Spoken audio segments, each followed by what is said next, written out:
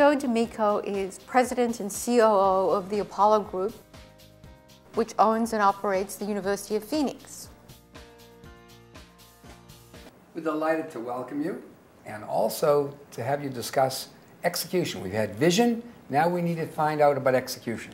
What tells you that somebody has the spark of leadership?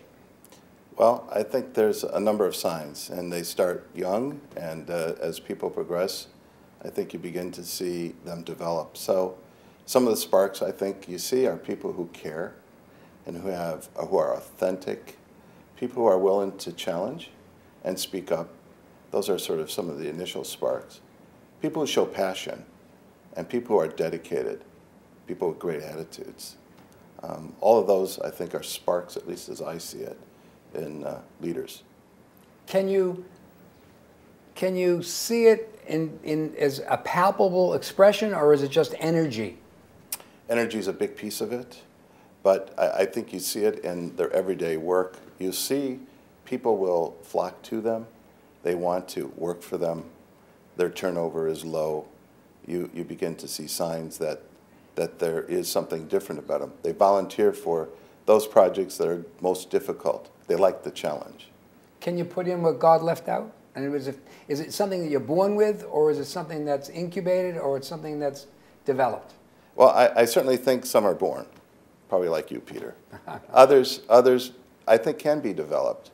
And I think it's the job of a leader to develop other leaders. So, and I've seen that happen. So let's turn to execution for a moment. And when you look around, you see a lot of great companies that are great in the wake of the invention companies. So the MP3 to the iPod, IBM to Dell. What do you think is more important? Do you think it's the great idea, or is it the ability to execute? Well, tough question. So I think there's balance to that. If you don't have anything really passionate or brilliant to execute, then maybe the execution will be okay. But if you have a vision that is powerful, where people are rallied around it, that makes execution much easier, and I think it's easier to motivate people through it. So I think there's a balance between the two. But we've obviously seen geniuses that have great ideas and couldn't execute their way out of a paper bag. Right. Peter and I were talking about somebody has an idea for a movie, but it never comes to fruition. Somebody else has the same idea but makes it happen. So you need both to be successful. So you have a vast organization that's distributed geographically, frankly, all over the world. Correct. You have bricks and mortar, you have the online distribution system, you have 23,000 employees, 30,000 faculty. What's your leadership style in leading this very complex execution model? Well, my style, I think most people would describe as one of being authentic. I think we have authentic, passionate. We have a great vision, and we have a mission. We believe we have a reason to exist that goes beyond us. We have to, educate. We feel compelled to educate those people who didn't have a chance to be educated. So, we're very motivated, I guess, to doing that. Rallying the people around that, a little more difficult, but we have great people, and I think good execution, of course, you have to have great people to do it.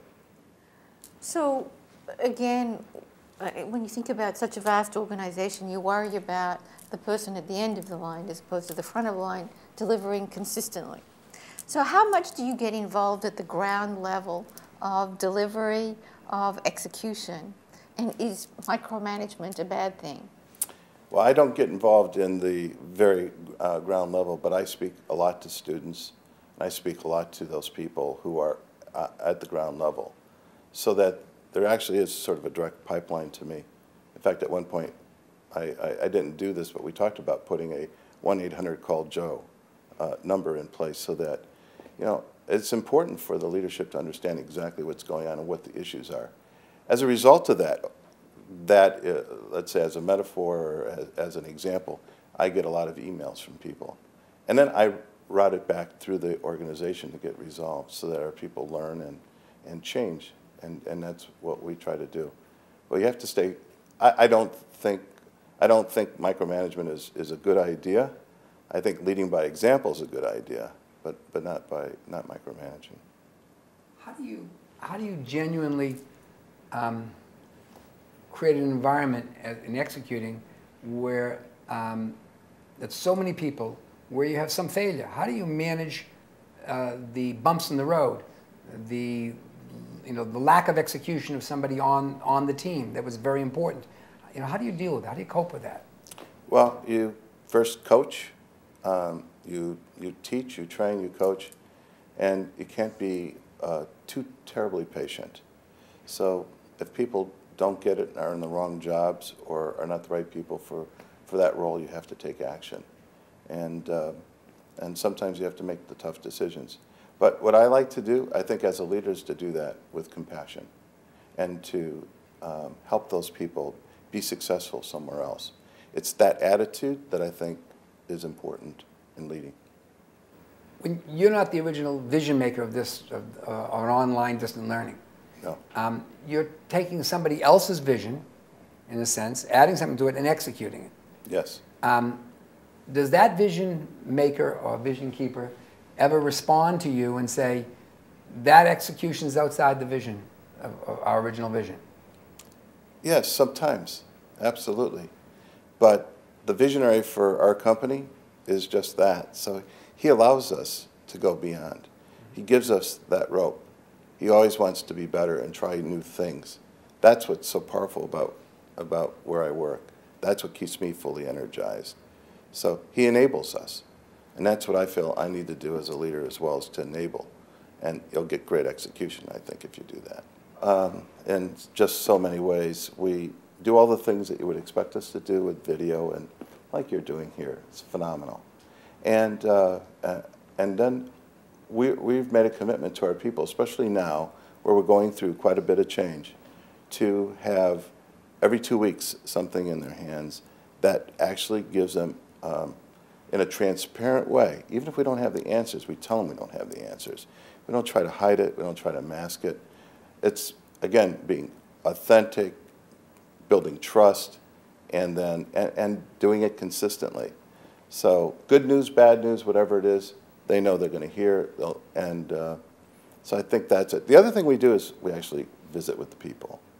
So our management team is out at the campuses, meeting with students and faculty and our employees. The story of distant learning is one that has had some challenges by the government, by public, by users. How do you manage the bad news or the assaults or the criticisms? That's tough, because the key is that those criticisms affect our alumni and our students and even our people, and sometimes the leaders. So how do we manage it? Well, we stick to just making sure we're doing the right things. And in our case, being as large as we are, we're going to lead the industry through whatever changes need to be made. So we've developed good relationships with the Department of Education. We tell our story wherever we can. We hope for balanced views, because we have thousands and hundreds of thousands of very satisfied people. And we have things that we need to improve on as well. So we have to get better, and we're going to lead the way in doing that. Joe, thank you for being here at UCLA Anderson, and congratulations on an innovative model that forces us all to execute differently and to vision differently. Well, thank you. It's an honor.